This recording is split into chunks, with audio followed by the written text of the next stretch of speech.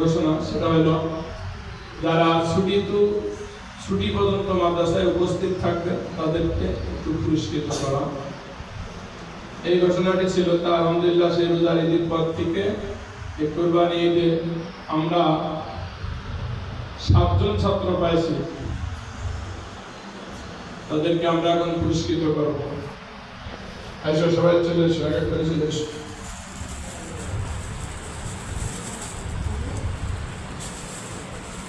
চলে এসো সবাই, এক এক করে চলে এসো।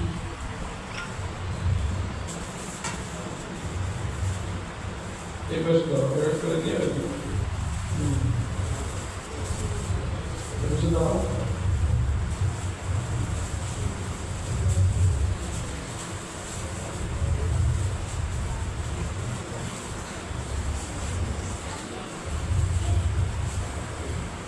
কি খুশি তো সবাই? হ্যাঁ জোরে খুশি? মাদ্রাসায় উপস্থিত থেকে কি লস হলো না লাভ হলো? লেখাপড়ার দিক থেকে কি লস হয়েছে না লাভ হয়েছে? লাভ হয়নি? ঠিক আছে, যাও।